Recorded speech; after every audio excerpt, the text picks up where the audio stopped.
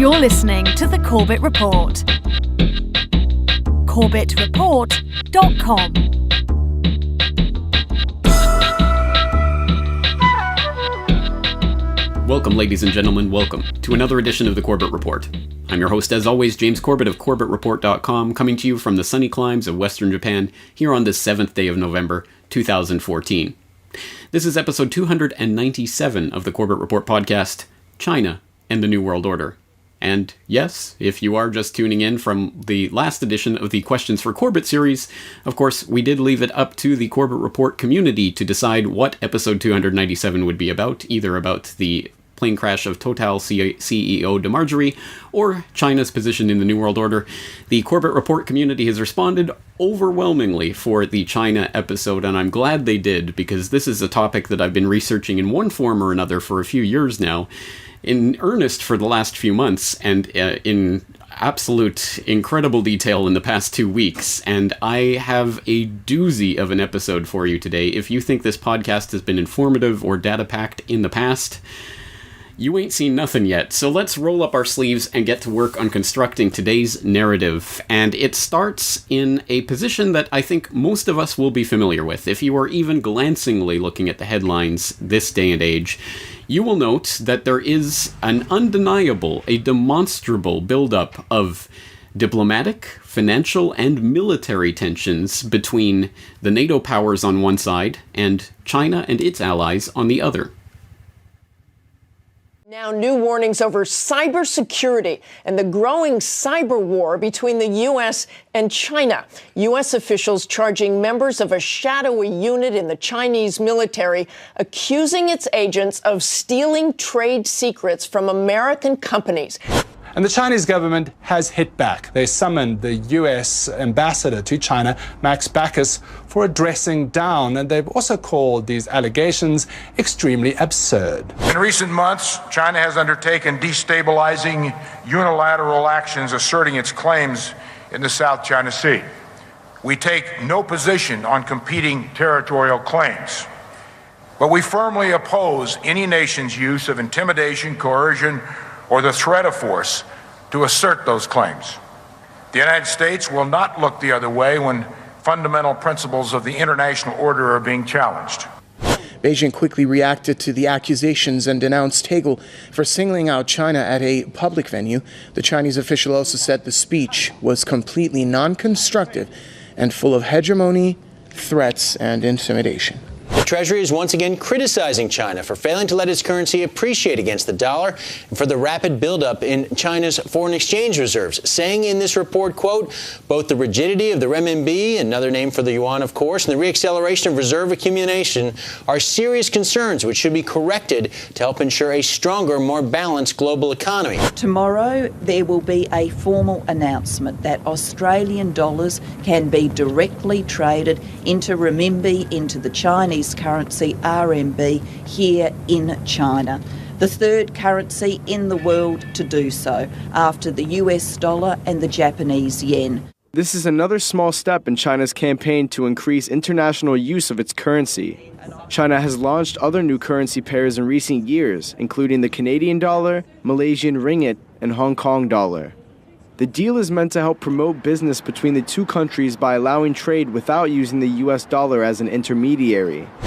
A U.S. Navy patrol aircraft was stalked and then repeatedly buzzed by a Chinese fighter jet in international airspace this week. Pentagon officials are calling it dangerous and unprofessional. The U.S. and Japan issued strong statements of concern over the issue, and on Tuesday, the United States confirmed that it flew 2 B-52 bombers over China's newly established air defense zone, as well as the disputed Diaoyu Islands.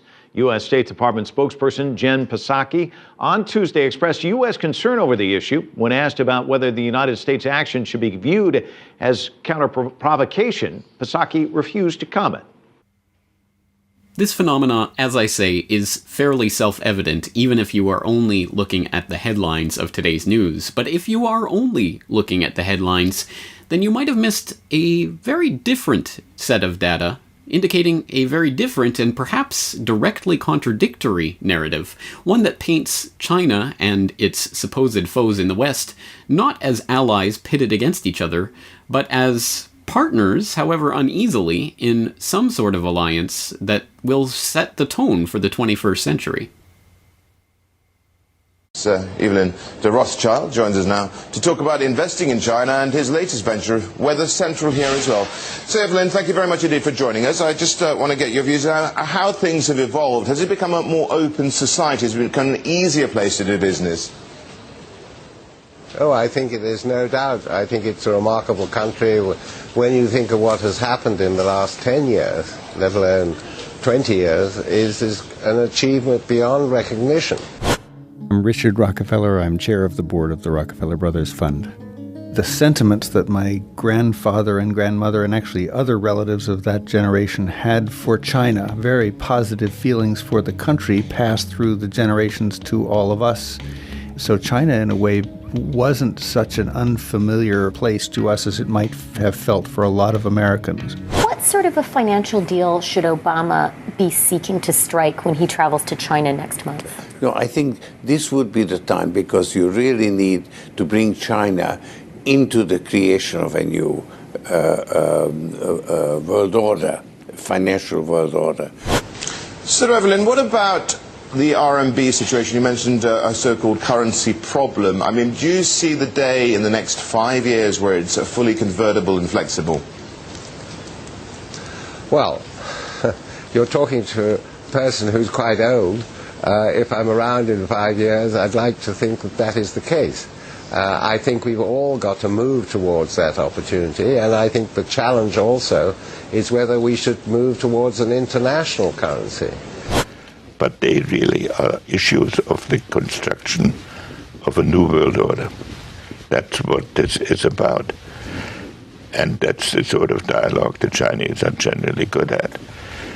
And so a partnership between us is essential. A conflict between us is going to exhaust us both in tactical exercises that cannot be conclusive. And the New World Order could satisfy both. It has to satisfy both, because otherwise it will lead to tensions that will exhaust us both. One has to give credit to President Nixon's and Henry Kissinger's initiative. They broke the ice. They did. But they confronted a residue of suspicion, and that suspicion was mutual, and grievances.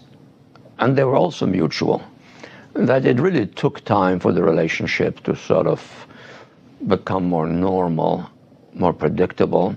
And eventually what we accomplished was that it became, in fact, open and full, comprehensive, and in fact initiated a kind of secret collaboration, or even perhaps you could call it an alliance.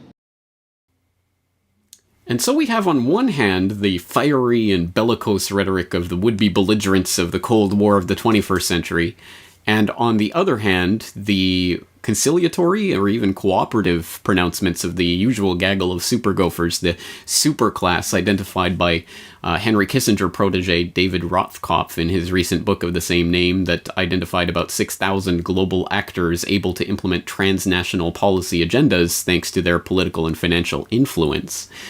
Are these two positions, which seem to go head-on and seem to be completely irreconcilable, in fact resolvable if we look at this not as a two-dimensional surface-level conflict taking place between nation-states or groupings of nation-states on the geopolitical chessboard, but in fact a three-dimensional problem that involves hierarchies of control vying in different levels of this game for different squares, not just squares of a chessboard, but a 3D chessboard, if we can extend the metaphor. Well, in fact, that is exactly the position I would take, and as strange as that might seem, as difficult as it might be to wrap our heads around that type of conflict, which is happening at one level, which is actually cooperation at another level, it should be noted that this is not the first time in history that we've noticed this type of phenomenon. And in fact, even within the past century, we noticed very, very similar, analogous, one would almost say template or prototypical examples of this very phenomenon, as identified by a researcher researcher who I have name-checked a number of times on this podcast in the past, so I certainly hope my regular listeners will be familiar with his work already. I am referring, of course, to Anthony C. Sudden, the author of such trade books as Wall Street and the Rise of Hitler, Wall Street and the Bolshevik Revolution, Wall Street and FDR, but also the author of many scholarly publications, academic publications that were published under the auspices of the Hoover Institute in the 1970s and that have been well-regarded scholarly works that were even name-checked by the likes of Zbigniew Brzezinski as being convincing proof of the thesis that these books were forwarding. And that thesis revolved around the idea that in the case of, for example, the Bolshevik Revolution or the rise of the Nazis, that it was the Western powers, specifically the financial center of Wall Street and the Wall Street bankers, who were helping to fund their supposed arch enemies, the socialists of various stripes, whether that be the Bolsheviks or the National Socialists in Germany, for their own agenda purposes. Dr. Sutton, you wrote 3 series of books while you were a research fellow at the Hoover Institute. Can you give me basically the background of the content of these series? Yes, the series I wrote at the Hoover Institution at Stanford University concerned the transfers of Western technology to the Soviet Union. And essentially it comprised 3 individual books. Each book covers a period of time since 1917. And then you wrote a second series of books on Wall Street. Yes, these were trade books. In other words, they're not academic books. They're written for the general public. They concerned the build-up of the 3 types of socialism: Bolshevik socialism in Russia, what we might call welfare socialism in the United States, and Hitlerian or National Socialism. And each book examines the financing and the contributions made by Wall Street, by international bankers, to the development of that specific form of socialism. But the obvious question here is, why? Why on earth would these crony capitalists be funding their erstwhile, supposed, nominal, arch-nemesis rival enemies, their sworn enemies, the socialists? These are directly contradictory ideologies and viewpoints and economic systems. Why on earth would the capitalists be supporting the socialists in various countries? This seems completely nonsensical if we look at it from that, again, two-dimensional, surface-level reality. But if we extend this out again to the 3-dimensional hierarchical reality, we start to realize that there are agendas that can be served by the crony capitalists supporting command and control economical structures and political authoritarian structures in various countries. Just tell us all over again why. Why? Just tell it again. You won't find this in the textbooks. Why is to bring about, I suspect, a plan to control world society in which you and I won't find the freedoms to believe and think and do as we believe. Did these power brokers actually envision at that time a one-world government that would be socialist? Yes.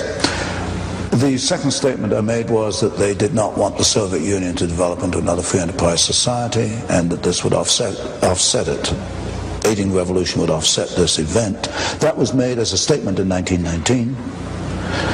You have various books, one by Gillette, the razor blade Gillette, called The City, I think it was, which laid out this corporate socialism for the world to see as early as, 1905, 1910. So around the turn of the century, you begin to see actually written statements by these internationalist businessmen of the kind of socialist empire they wanted to bring about. It's there, but these books, of course, are not included in your courses in political science and history at the regular universities.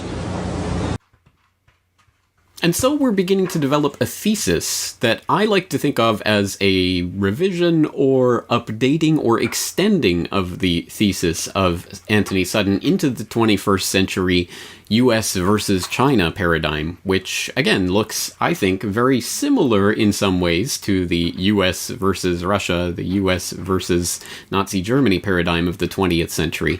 And I say it's a revision, an updating, and extending of that thesis, because I would posit that the the form of the thesis that this takes when we apply it towards the supposed battle between the American capitalists and the Chinese communists is, in fact, the agenda to forward the development of a system of one-world governmental control that involves the merger of capitalist and socialist systems into a system that basically contains the worst of both worlds.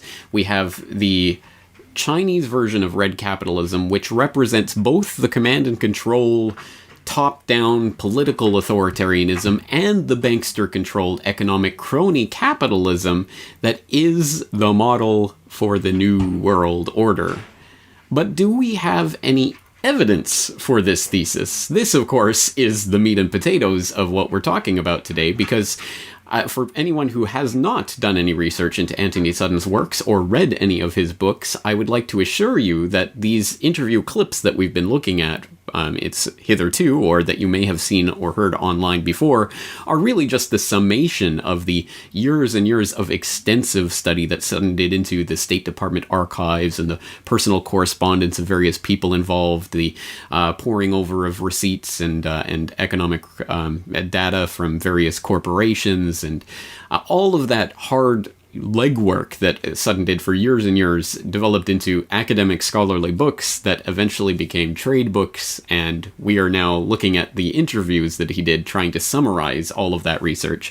The actual data in that research was pretty phenomenal and phenomenally and convincingly put together by Sutton over a very long period of time. So no matter what this thesis sounds like or whether it makes sense or it doesn't make sense is irrelevant. It really is the data that we have to look at. So let's start putting some of those pieces on this chessboard and see if it makes sense as the new great game. So let's start with the idea. For example, when Sutton was talking about the rise of the Bolsheviks, the rise of the Nazis, he was talking about the various ways in which these movements were funded and supported and aided and basically built into the position that they could become the dominant forces in those societies. And do we have a parallel with the communist Chinese, obviously taking over the country in 1949 and being bitterly opposed by the Kuomintang of Chiang Kai-shek, who, of course, then retreated to Taiwan, and the battle lines were then drawn, with China, of course, claiming Taiwan as part of its natural one China territory, and of course Taiwan declaring itself to be an independent republic. And so things stand, and that's of course the very uneasy position that we remain in today, and the idea being that if China ever went and tried to militarily take Taiwan, then World War III is on, or something along those lines. So from the perspective of that narrative, the U.S. was obviously supporters of Chiang Kai-shek and the Kuomintang. It was quite obvious that this was the case. At least that's the surface level reality. Is there convincing or interesting or definitive or persuasive or whatever kind of evidence to point to the contrary, that in fact the U.S. or not necessarily the government, but influential people in this super gopher, super class category were actually helping to support Mao and the communists? And there is actually some tantalizing clues along that path. I don't think I've found anything that I would call definitive. I've heard claims, for example, of CIA, of station chiefs having claimed that the CIA was covertly supporting Mao. I haven't actually seen any of those claims, though. I've heard them talked about, but I haven't actually tracked down the claims themselves. If anyone can help me with that, that would be much appreciated. But we'll talk more about how you can help out with this overall investigation into China and the New World Order at the end of this episode. But let's take a look at just some of the crumbs on this cookie trail that I did find in the research for this podcast episode. And we'll start with an edition of the Yale Daily News, specifically number 96 from February 29th, 1972, that is available for reading online on the Yale Library, digital library. And it contains a front page story, a very interesting one, called Yale Group Spurs Mao's Emergence. And it states William F. Buckley was not the only Yale figure connected with the presidential trip to China, of course referring to the then recent trip to China of President Nixon. Without Yale's support, Mao Zedong may have never risen from obscurity to command China. Jonathan Spence, professor of Chinese history, was the first to discover Mao Zedong's connection with Yale. The professor noted, in 1919, Mao, age 26, was in Changsha, having finished his middle school education. He visited Peking, and while there, received his serious introduction to communist theory in Li Tachao's Marxist study group. Now, if he was to develop a reputation in socialist circles, he had to find a forum to propagate his views. At this crucial point, the Student Union of Yale and China invited Mao to take over the editorship of their journal. Mao accepted the position and changed the format of the student magazine. It would now deal with social criticism and current problems and focus on thought reorientation. Thought reorientation. That is a very intriguing name for brainwashing or reprogramming or whatever we want to call it. But again, a very tantalizing piece of the puzzle, and one that there has been a certain amount of hay made from this. There was a Yale and China connection to Mao, and Yale, of course, the home of Skull and Bones, so there is the specter of Skull and Bones over this relationship, and that, again, there has been some hay made of that connection. For example, perhaps most notably, in an oft-cited article from the January 26, 1990 edition of the New Federalist called Bush's China Policy, Skull and Bones. And this article reads, quote, George Bush, the first U.S. diplomatic representative to the People's Republic of China back in 1973, was a member of Skull and Bones. So were his father, brother, son, uncle, nephew, and several cousins. Winston Lord, the Reagan-Bush administration ambassador to China, was a member. So were his father and several other relatives. James Lilly, the current ambassador to China, was a member of Skull and Bones, as was his brother. Except during the Carter administration, every U.S. ambassador to Beijing since Kissinger's deal with Mao Zedong was a member of the same tiny Yale cult. A mere coincidence? Mao was a Yalie. Back in 1903, Yale Divinity School established a number of schools and hospitals throughout China that were collectively known as Yale in China.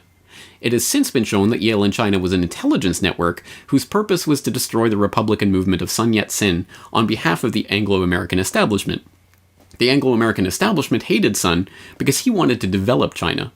On the other hand, they loved the Chinese communists because they intended to keep China backward and were committed to growing dope. One of Yale and China's most important students was Mao Zedong. Okay, we'll end that article there. There's a little bit more that you can continue reading, and that gets into, for example, Anthony Sutton's work. But again, a fascinating piece of this puzzle, but we should note, for example, this article in the New Federalist claims that Mao was an actual student of Yale in China, although the Yale Daily News claimed that he was not a student. He was just invited for some random reason to edit the Yale in China journal, and for whatever reason took over and started his thought reorientation program that ultimately developed into the Communist Chinese movement. So again, a very, very interesting connection, and especially interesting to contemplate the connection of all of those various ambassadors to China, which again, up to the point of 1990, every single ambassador except under Carter had been a Skull and Bones member. So that's, I mean, obviously that's a very interesting connection in and of itself, but not necessarily definitive of anything. I still think there's probably more that needs to be made in a concrete sense in that connection, but obviously a lot to ponder there. And of course, that does go back to the early, the founding of Skull and Bones and the earliest part of it, which of course was the money from the opium trade that the Russell Trust was the holder of, and of course that family going on to be one of the founders of Skull and Bones. So again, a lot of interesting history there, but as I say, nothing that definitively shows how Yale and Skull and Bones created the Communist Chinese, but there is enough of a connection that I think more research needs to be done in that vein. However, we can tell from going forward from the time when Mao took over the country and began his absolutely horrific, abominable Great Leap Forward that resulted in the death of at least 40 million people in the starvation of that occurred in that 4-year window. 40 million people starving to death during the Great Leap Forward. It is really interesting and, well, I suppose disgusting to note the cover that he received from some very important Western politicians, perhaps unsurprisingly, with one of the most notable examples being French President François Mitterrand, who, of course, covered for Mao during one of his visits to China. We can pick this up from the New Statesman, which had a article, Mao's Great Famine, the History of China's Most Devastating Catastrophe, 1958 to 1962, which starts by saying, when Francois Mitterrand visited China in 1961, Mao Zedong mocked reports of famine in the country. There was no famine, he said, only a period of scarcity, an assertion that Mitterrand, who described Mao as a great scholar known in the entire world for the diversity of his genius, was happy to accept. Returning to France after his 3-week tour, Mitterrand had no doubts about his account of events. I repeat, in order to be clearly understood, there is no famine in China. Western politicians of the right shared the French socialist leader's view. After touring China in late 1960, the conservative MP for Chester, John Temple, reported that communism was working and that the country was making great progress. And as disgusting as that was, of course, another very famous, or what should be very infamous example of a influential Western figure backing that disgusting display that we saw under the reign of Mao was, of course, the 1973 New York Times editorial by none other than David Rockefeller, under the title From a China Traveler, in which I think he infamously said, "The social experiment in China under Chairman Mao's leadership is one of the most important and successful in human history." Again, comparing that type of rhetoric to the actual actions of Mao and what was accomplished under his leadership is, well, quite the disparity. And one might ask why that would take place. But I would like to draw people's attention to a different part of that editorial, one that is much less cited, in which Rockefeller writes, "The Chinese, for their part, are faced with altering a primarily inward focus that they have pursued for a quarter century under their current leadership. We, for our part, are faced with the realization that we have largely ignored a country with 1/4 of the world's population. When one considers the profound differences in our cultural heritages and our social and economic systems, this is certain to be a long task, with much accommodation necessary on both sides." Very interesting passage, not least of which, because one might well ponder who is exactly meant in that we and our. Is that America as a whole, or does that have more to do with Rockefeller, his obvious banking and oil interests, his other ties to the financial and oligarchical elite? I think the latter more so than the former. But regardless, I think that this is actually in a couched sense, a reformulation of our thesis, that ultimately the plan, the long-term game plan, has been, at least since the time of the 1970s and the opening up of China, the very idea of merging China's inward focus and its top-down control with the ideas that the West was seeking to import in terms of economic, social, historical systems.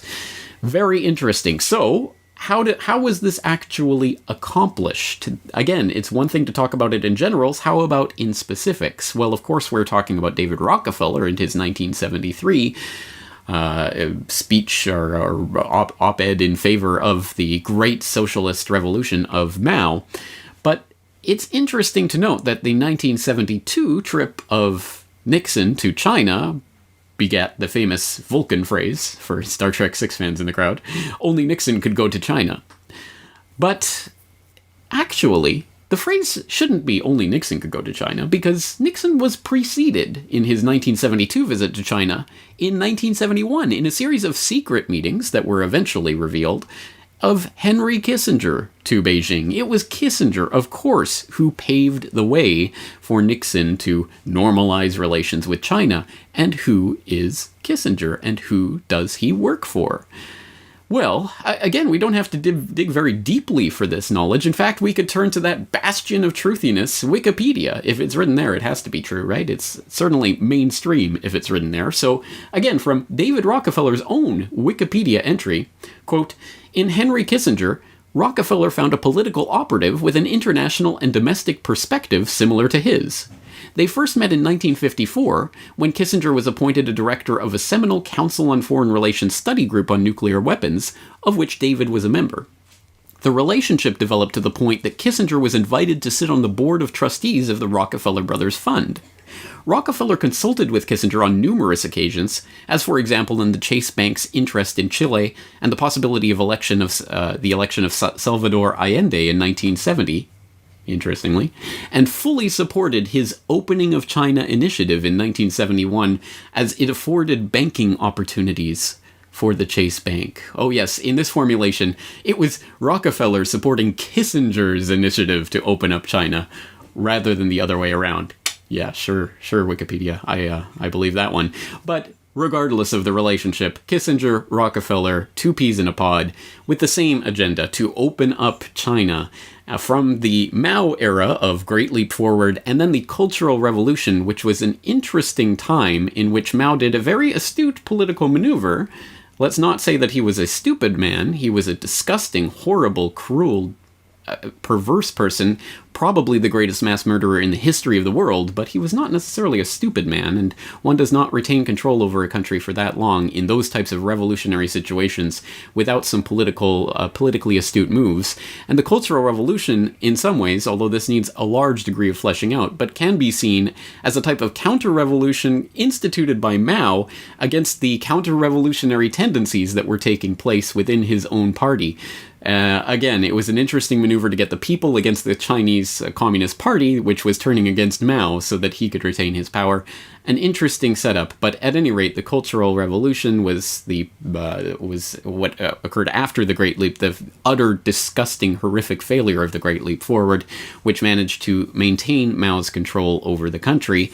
And then, after that point, at the point where the handover took place and Mao was out of power, we started to see a new generation of Chinese leadership taking over. And this is where the story gets extremely interesting and connects again with these same figures of Chase Manhattan, of Rockefeller, Kissinger. All of these figures come together at a very interesting point. And we'll take this from a 1986 work by Michel Chossudovsky, Towards Capitalist Restoration, where he writes, quote, "The 1979 visit of Deng Xiaoping to the US was followed in June 1980 by the equally significant encounter in Wall Street of Rong Yiring, chairman of CITIC, and David Rockefeller.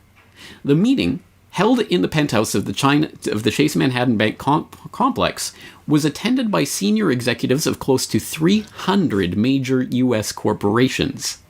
A major agreement was reached between Chase, CITIC, and the Bank of China involving the exchange of specialists and technical personnel to identify and define those areas of the Chinese economy most susceptible to American technology and capital infusion," end quote. Extremely interesting. Well, now we have a very solid lead, a very specific point on which to start building our case. And this is, again, the confluence of this Rong Yiren, which I'm probably mispronouncing, and let me just, of course, add the caveat to any Chinese speakers in the crowd that I apologize for butchering your language and every single name in this episode of the podcast. Rong Yiren, the chairman of CITIC, which is obviously something that deserves more scrutiny, with David Rockefeller, the Chase Manhattan Bank, 300 major U.S. corporations meeting and engaging in a large agreement on technical and specialist exchange of information and personnel to identify and define those areas of the Chinese economy most susceptible to American technology and capital infusion. So who is Rong Yiren? What was CITIC? Where did this come from? How does this relate to the presidency of Deng Xiaoping? Well, let's start boiling this down in a fascinating little piece of this puzzle that was provided by Bloomberg a couple of years ago. Of course, this is not exactly hidden knowledge that was never known before this Bloomberg report, but it was interestingly summarized in a December 27th, 2012 Bloomberg report. Heirs of Mao's comrades rise as new capitalist nobility. This is a fascinating story about what was a group that was known as the Eight Immortals. And yes, I am not making that up. They're known as the Immortals. And this is a group, a new class of people who have arisen that were connected to 8 people specifically who survived the Cultural Revolution of Mao and were in high-ranking positions in the Chinese Communist Party to start implementing a very different agenda from Mao's agenda in the reign of Deng Xiaoping. So, picking up from that article, quote, "The people generally known as the 8 Immortals are now all dead, though all but 3 lived into their 90s.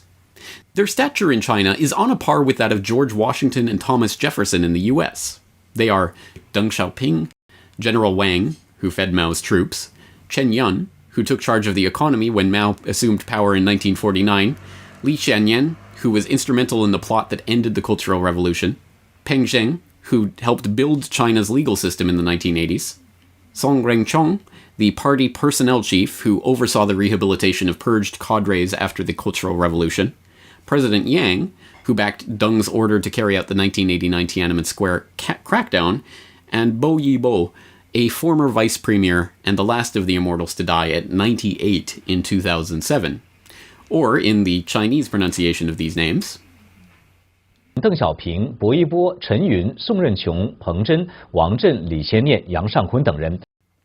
Continuing with the Bloomberg article, they emerged from the Cultural Revolution after Mao's death in 1976, during which many of them had been in internal exile, to find an economy in ruins. Gross domestic product in 1978 was $165 a person, compared with $22,462 in the US. With Japan, South Korea, Taiwan, and Hong Kong booming, the immortals were surrounded by capitalist success stories. The victorious communists had executed landlords after 1949, farms had become people's communes, factories belonged to the state. The immortals turned that on its head in the 1980s. Farmers could lease land. Private enterprise, at first on a small scale, later bigger, was tolerated, then encouraged. Deng took the gamble that in order to stoke growth, some flies and mosquitoes could be tolerated, said Ezra Vogel, an emeritus professor at Harvard and Cambridge, Massachusetts, who wrote a 2011 biography of Deng. Alright, so there you go. There is, in a nutshell, the 8 immortals, and their progeny, which now are still in control of so many different facets of the state-controlled economy there in China, that it is extremely interesting. The not strictly state-controlled anymore, the now private enterprise/state control hybrid system that China is prototyping for the New World Order system. And it's interesting, I mean, it's fascinating to look at these 8 families and the way that their connections continue to wield inordinate amounts of power over the political and economic life of China. And there's more on that in this story in Bloomberg, in other stories that have been published in Bloomberg, in various pieces of this puzzle that will be found in a million different places, which I'm going to ask your help for in helping to connect some of those pieces later on in this episode. But let's continue on and picking up that thread from the 8 immortals and their influence back to what we were talking about earlier with that secret meeting in 1980 with Chase Manhattan and Rockefeller meeting with Yong Yi-ren of the CITIC group. Well, that ties into this story of the immortals. Reading again from that Bloomberg article, within months, Wang Jun, the general's son, that's General Wang, one of the 8 immortals, was made head of business operations at the newly formed CITIC, known then as China International Trust and Investment Corporation. The group, founded by Rong Yi-ren, was set up to attract overseas investment at a time when the country's foreign exchange reserves were $840 million. He turned it into a sprawling empire to drive China's growth. CITIC now runs China's biggest listed securities firm, backs a Beijing soccer team, and develops luxury real estate projects. China's reserves today stand at $3.3 trillion. 840 million to 3.3 trillion. So that gives you a sense of what CITIC is and how it relates to the current Chinese hierarchy. But let's focus even more closely in on that Rong Yi-ren character who in June 1980 was meeting with Rockefeller at the top of Chase Manhattan Complex in Manhattan. We can find this from an obituary to Rong Yi-ren that was run in the time of his death. So this obituary, entitled "The Death of China's Red Capitalist and the 1949 Revolution," reads in part, quote, "In CITIC's first year of operations, Rong met with 4,000 foreign businessmen. He also enlisted Henry Kissinger, the former U.S. Secretary of State who established diplomatic relations with Beijing in 1971 as one of the company's main international advisors. Rong facilitated investment by building infrastructure in the free trade zones and helping foreign firms set up operations. Philip Wang, a Hong Kong delegate to China's National People's Congress, told the China Daily on October 28th, if not for his, Rong's, ability and vision in setting up CITIC, the pace of economic development in China would not have been so fast. By 1992, Rong-CITIC had become a business empire involved in shipping, power generation, and construction. Today, CITIC has 200 enterprises around the world and total assets of $6.3 billion US dollars. Again, that was 2005. As CITIC developed, so did Rong's private businesses. In 1979, he sent his son, Larry Rong, to Hong Kong to manage his investments there. In 2005, Larry Rong was named by Forbes magazine as China's richest man with a fortune of $1.64 billion. Billion with a B. Rong Sr. also played a key role in the further opening up of the Chinese economy after the suppression of the anti-government protests in May and June of 1989. Deng Xiaoping justified the massacre of workers and students in Tiananmen Square on the grounds that it was necessary to defend the socialist system. In reality, it was aimed at crushing the opposition of the working class to the impact of the regime's free market policies. Free market, yes. An interesting little bit of propaganda snuck in there. In 1993, Rong was promoted to vice president of China as a symbol of Beijing's determination to accelerate market reform. As the obituary to Rong in the British Financial Times noted, the post was mainly ceremonial, but it sent a clear message. China's new blend of communist politics and market economics was here to stay, and it was the red capitalist who had shown the way. The same year, China received $111 billion of contracted foreign direct investment, nearly 4 times the amount that had been invested in the entire 10-year period from 1979 to 1989. End quote.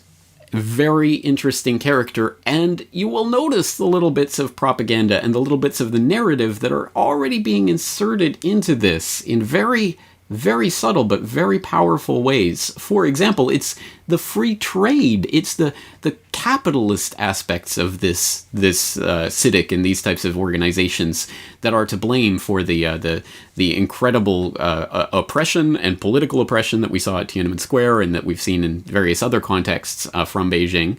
That's somehow to do with the free market system, with capitalism. Because, of course, when we're talking about these 8 immortals and their progeny controlling hundreds of billions, trillions of dollars, ultimately, if we include the Chinese reserves, in all of these various corporations, these state-controlled corporations, this is somehow free market. This is somehow the example of capitalism. So you'll see the way that certain pieces of the narrative are inserted here to try to create false paradigms that are, again, at that 2-dimensional stage. It's capitalism versus socialism, and they butt heads, and oh, look what results. And there are other aspects of this that I think are worth highlighting. For example, when Heinz Kissinger himself poses something that I think is also becoming another idea that is pushed in this China versus the US narrative, which is that, well, you know, when you think about it, militarily, from the perspective of empire, the Chinese are kind of the good guys. The Chinese believe in the superiority of their culture, the uniqueness of their culture, and they are delighted and proud if you respect it. But there's no way you can become a Chinese. It is not if you are not part of the Chinese culture and born into the Chinese culture, you cannot become one. So it's hard to imagine Chinese armies intervening somewhere to make Chinese culture or Chinese governing principles. That is not a Chinese way of thinking. The Chinese way of thinking is that the majesty of the Chinese conduct and the achievements of Chinese society will inspire respect, which leads to a cooperative action. But it's not one that they have historically attempted to bring about by military force. They'll use military force if they feel themselves threatened, and ruthlessly. But it's hard for me to visualize a Chinese military strategy designed to back up a Chinese world government, even in the name of universal peace. And so here's the narrative that becomes kind of the counter-narrative to the mainstream narrative, which is propagated in the West, which of course is that the US and NATO are the good guys in this Cold War scenario.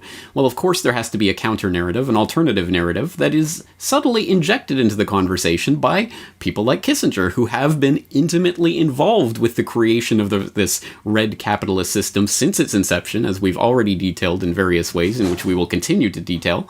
But he gets to insert certain things that become part of the counter-narrative as well, like, oh, well, China, they don't go out and militarily invade other countries. They're the good side of the New World Order.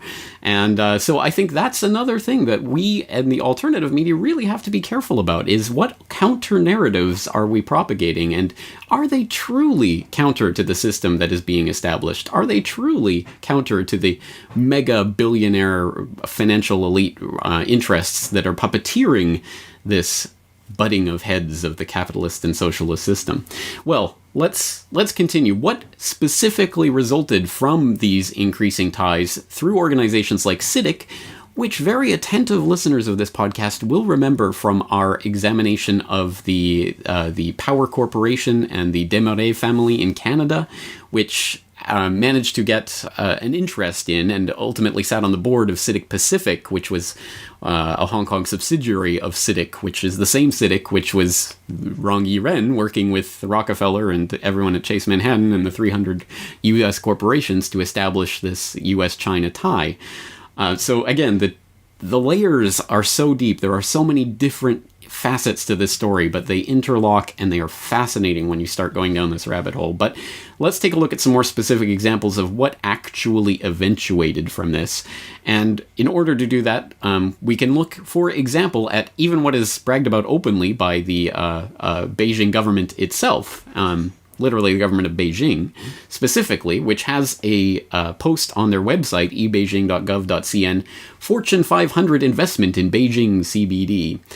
Drivers of foreign investment in China and the new R&D models.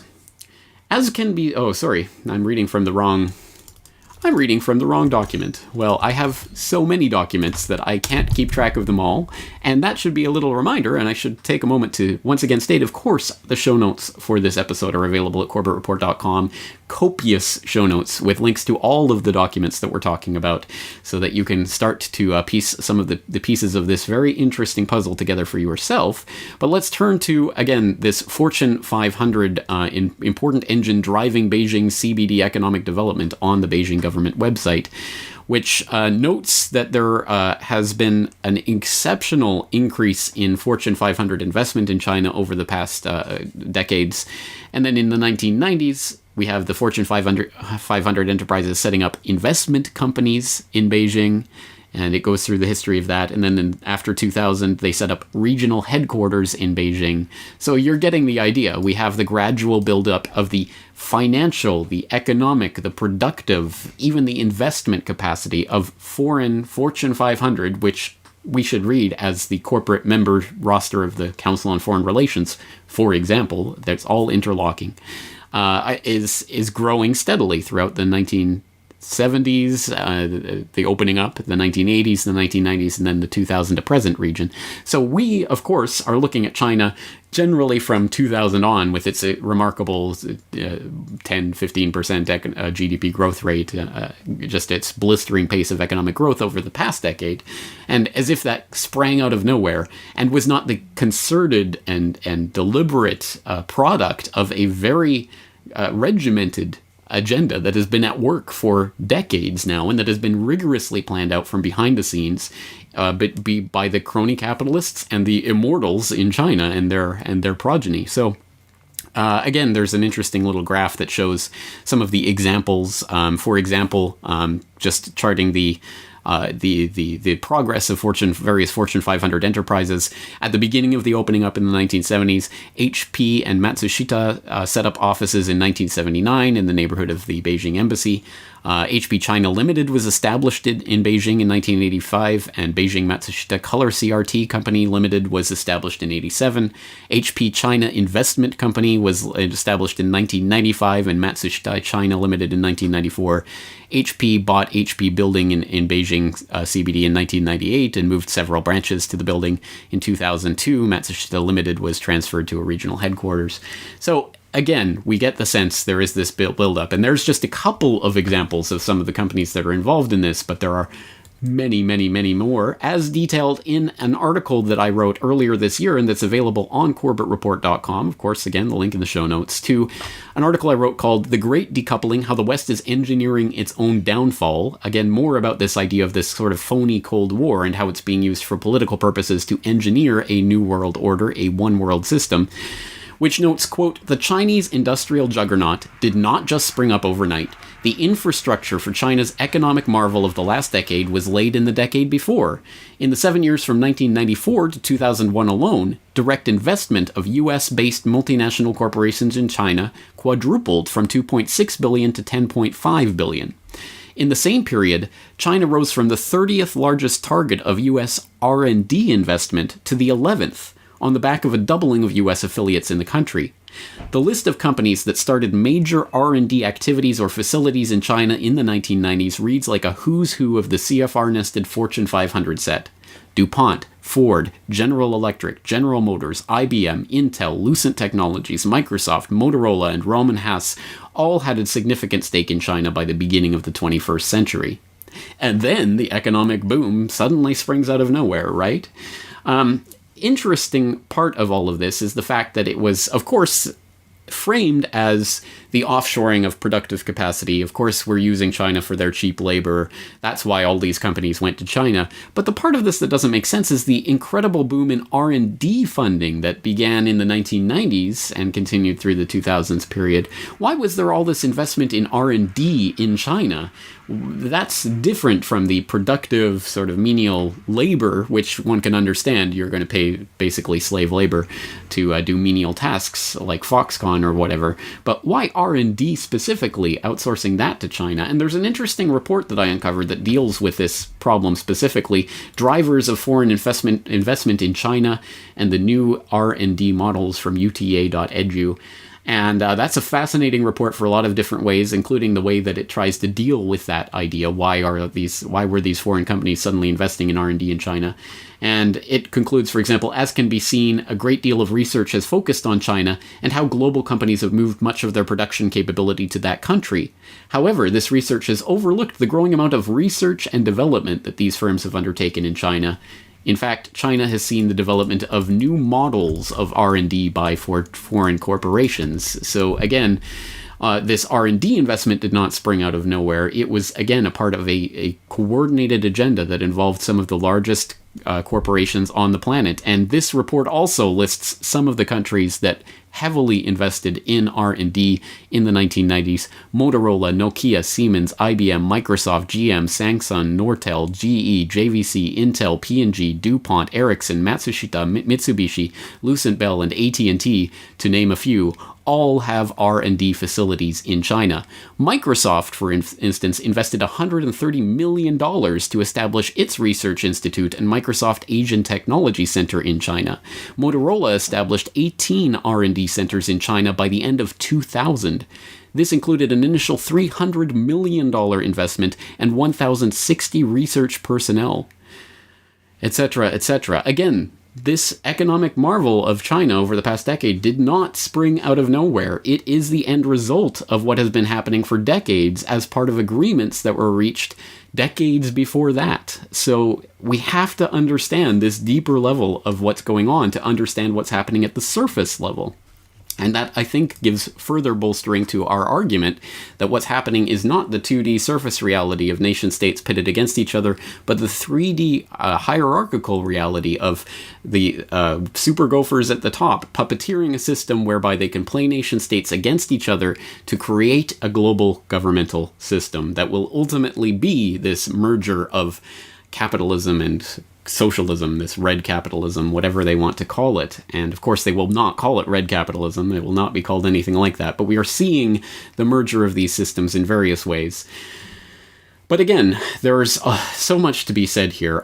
Well, let's talk about another key aspect of what what Anthony Sutton talked about when he was talking about the Western backing of the Bolsheviks or the Nazis.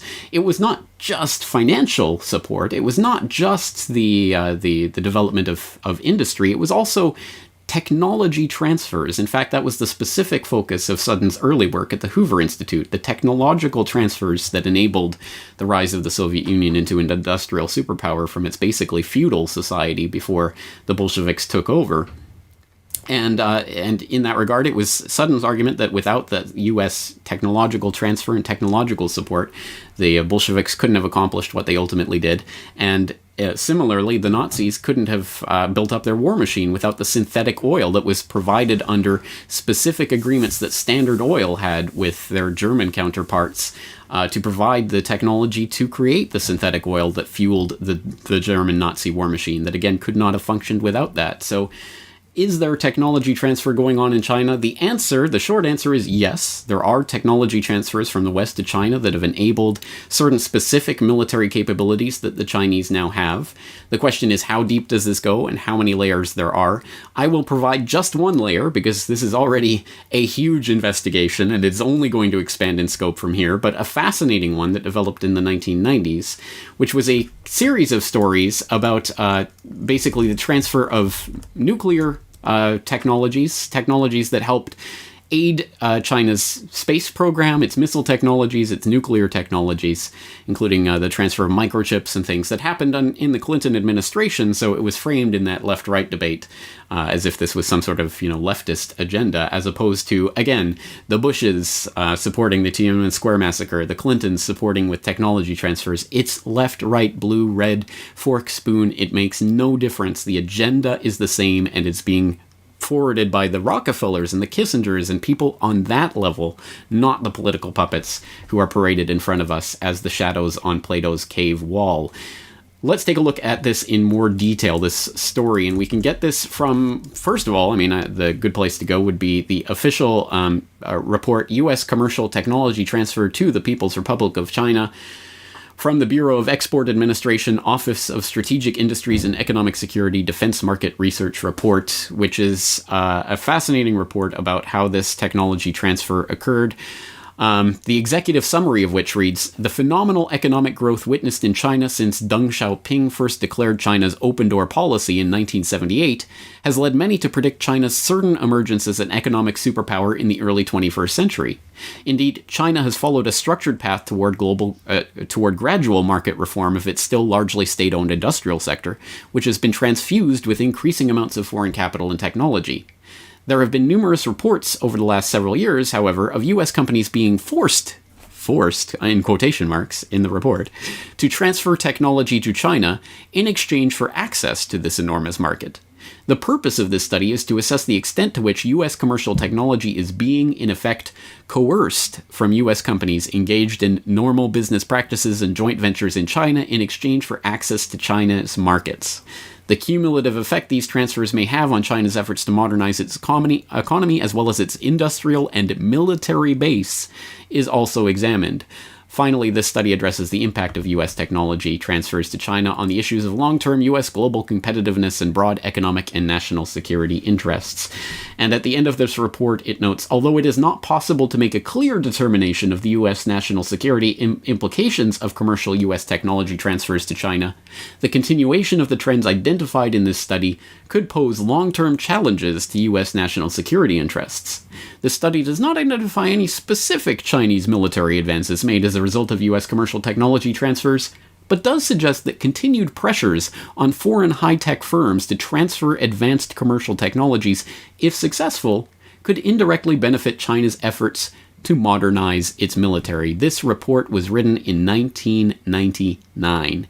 So before the Chinese economic juggernaut got underway in earnest, it was already well known that these corporations, which were flocking to China to set up their R&D centers and to move to set up corporate headquarters and all of these other major investments that were taking place, were being done on agreement that this would include technology transfers to the People's Republic of China that maybe could be used to build up China's military base. And now, lo and behold, wouldn't you know it, China is modernizing its military at an exceptionally rapid pace, with aircraft carriers coming online, the latest aircraft carrier killer missiles that they've developed, the drones technology that now is fast approaching that of the United States. Again, it's a military juggernaut that's still in the process of building up, but it is being built up. And how so? Again, this type of report gives us a window into that process, a process that, again, could not take place without the active support of the very financial and corporate oligarchy that has been wedded to the Chinese immortals and the Chinese regime that's been in place at least since the death of Mao. Fascinating stuff, I hope you will agree. Some more specifics we can get on, for example, the Chinese the missile allegations, the allegations of specific technology transfers regarding missile technologies. There's a Washington Post series of articles from the 1990s on this that I'll throw a link into. It's an interesting compendium of dozens of reports that were compiled and filed in the 1998 time period.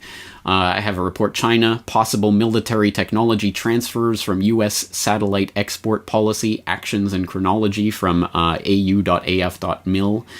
U.S., this is an interesting one. Bush's brother has contract to help Chinese chip maker.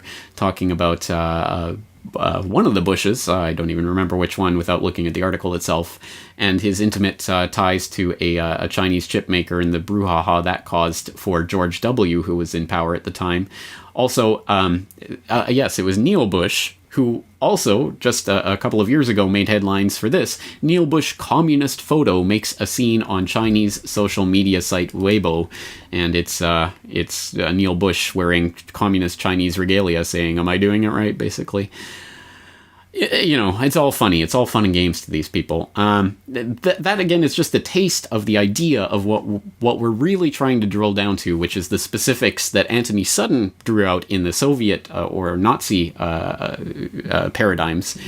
We want to construct the same case for what's happening with communist China, because again, this is about the creation of the one world governmental system, and that cannot take place without A, the nation state systems warring and ruining each other, and oh, please save us. Oh, luckily there's this model, this structure that's already been put in place that can come save us of, you know, some sort of UN type structure that will function like the red capitalists of China, or something of that sort. And this also cannot take place without the active cooperation and the financial, the corporate infrastructure that has been carefully laid out for decades now in agreements between people like Rong Yiren and CITIC and those types of groups, with such things as the U.S.-China Business Council and other extremely fascinatingly interesting groups. Now, as you can imagine, just sorting today's episode out into what I've presented so far has been a mind-boggling event, and I've had to leave out all sorts of different things that would have sent us in different directions. This podcast could probably be split into 10 different podcasts, a series, and I suppose it will be, and that's what I'm going to call on all of you out there now to help engage in this task of following these different cookie crumb trails and going down the various rabbit holes and digging up what you can find. I'm calling on the Corbett Report members, the community that is developing at the Corbett Report open source intelligence news community, to help assemble some of these facts, get some of these names, follow some of these leads, follow the careers of some of these characters and the various dealings that they've done to help flesh out this picture that we're painting here, because it is an exceptionally important one that tells a very different story of what we're being asked to believe, that there is a US-China rivalry and that there's going to be some war because they're so at each other's throats. That is taking place at the surface level, but there's a much deeper level of what's taking place in the third dimension that is much more important in the overall game plan. Do not get caught up in choosing sides as if choosing a nation state or a NATO versus Shanghai Cooperation Organization or one of these phony controlled organizations is going to make a difference. At the end, it's a dialectic, and it's going to smash these two seemingly opposed systems into each other, and what's going to result is going to be horrific on the scale of what Chairman Mao instituted in his Great Leap Forward. So, It couldn't be more important than what's happening right now, and I think this is the perspective from which we have to view such things as what's going on in Hong Kong right now, where people are upset at the Beijing government. Now, there's all sorts of manipulations that happen and things that are taking place in the two-dimensional nation-state system version of NED and all of these usual players getting involved in this conflict, but this is part of the conflict that is planned. We have to see it at a deeper level and support the people against these various government and corporate manipulations that have been designed and are taking place. So this is the level of analysis that we have to get into if we really want to understand what's taking place with China in this current day and age, and this is where I'm going to call on you for help. I have some various things that, just as suggested starting points, obviously take this any way you want, but here are some suggested starting points for where we need to go from here. First, we need more information on technology transfers. You could start using some of the articles that I've cited. You can look for your own, but I want more specifics about technology transfers that have taken place from the West to China that have enabled specifically Chinese military technology. I find that interesting, but also the Chinese cyber capabilities, the fact that they have the most controlled internet on the planet, which again is a very complicated thing to do and something that I don't think could have been done without the active support and collusion of technology companies, for example. So there's some starting points for the investigation. I want to find out more about the financial interlocks between specific Fortune 500 corporations and the red capitalists. And in that regard, I think it will be extremely important to follow up on that Bloomberg article about the 8 immortals, those 8 families and their descendants and where they've gone and how they populate and connect with other people. There's an interesting article I saw that connect so many of these different characters that it was a bit mind-boggling to even glance through, that I'll include in the show notes at this precise time index, so you can go and find that article and start sorting through some of those leads. I want to look at specific organizations, like not only the WTO and IMF and other organizations that China is a part of that are clearly part of this global governmental order, but some others that are less scrutinized, but I think no less important, like the U.S.-China Business Council, which changed its name to the National Council for U.S.-China Trade. It still exists today. It was set up 40 years ago. In my preliminary research for this podcast, I could find barely any information about the historical founding of this group and who was actually its board members and when it was founded and who specifically founded it and in what way and all anything to do with the history of this group. I know that Rockefeller has been an advisor to this group. I know Kissinger has been lauded and given awards by this group. But specifically, there have been allegations that I've read that this group was founded by the likes of Rockefeller and Kissinger. If there is more information on that, more solid leads that we can take this to, that would be great. How about thinking about this in terms of global monetary order, which is going to come out of this merging of the systems? And in that regard, we can look at the interlock between the Bank for International Settlements, the central bank of central banks, identified by Carol Quickly as the absolute apex of the financial pyramid, and the PBOC, the People's Bank of China. And I'll throw in some links to some various articles that I think are interesting with regards to the, for example, some sort of symposium that took place recently, the People's Bank of China BIS Research Conference, that I think will be interesting, as well as some comments that have been made in recent years by various PBOC officials about how basically what is needed is to add the yuan to the IMF currency basket for the special drawing rights, the SDR, which many people speculate is the instrument that is going to take over as the US dollar as the world reserve currency. Some interesting leads. Again, I'll throw those links in the show notes so you can follow through with that. A fascinating looking debate that I haven't had the chance to watch yet. Again, I would love to have the time to have watched this, but we got to put this podcast up at some point. So it was a monk debate, which takes place in Canada. It's always an interesting debate from a propaganda perspective. You have to look through the propaganda, but it's interesting.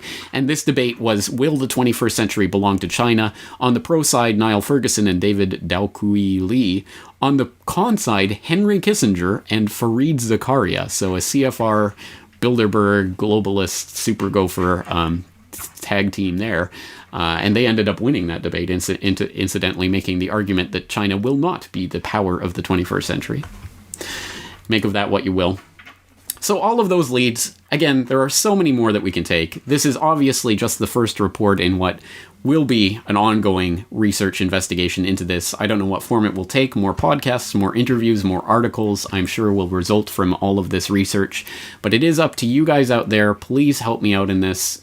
Compile the links. If you are a Corbett Report member, please sign into the website and leave your posts on this, leave your comments on this post so that we can start compiling this research into a more fleshed out, detailed schematic of what we're talking about. Again, I hope I've placed some of these pieces on the board in a way that the picture comes into view and that you see that this is a system that's being puppeteered in a three-dimensional reality, not the 2D nation-state system fight that we're being asked to believe that it is. I will leave you on one final note, again going back to Anthony C. Sutton, who wrote in 1984 in America's Secret Establishment, "By about the year 2000, Communist China will be a superpower built by American technology and skill." How did Anthony C. Sutton know that? Was he clairvoyant? Was he a psychic? Could he read the future? Was he informed about history? Was he, in effect, an armchair quarterback who, like any good armchair quarterback, knows the opposing team's playbook so well that he can reliably predict their plays? At any rate, we will leave you there for today. This has been the final episode of the Corbett Report podcast before my trip to Europe. So until December, there will be no further episodes of the Corbett Report podcast proper. There will be a Film Literature New World Order episode around the time that I'm leaving. There will be hopefully at least one video next week. But other than that, the website's going to be very quiet for the next couple of weeks as I really will be working very hard on my lectures and then delivering the lectures, so don't look for too much activity at CorbettReport.com. But I hope I've left you a lot to chew on in the meantime. So again, Corbett Report members, please start contributing to this open source investigation of China and the New World Order. Once again, I'm James Corbett of CorbettReport.com. Looking forward very much to talking to you again in the very near future. Thank you for your time. 18岁那年，我就写了入党申请书，一直不好意思把它交给党支部。无数次我把党的章程认真读，总觉得离党的要求。 The Corbett Report is brought to you by you. Your support makes the Corbett Report possible. Sign up for the subscriber newsletter or purchase a DVD at corbettreport.com/support.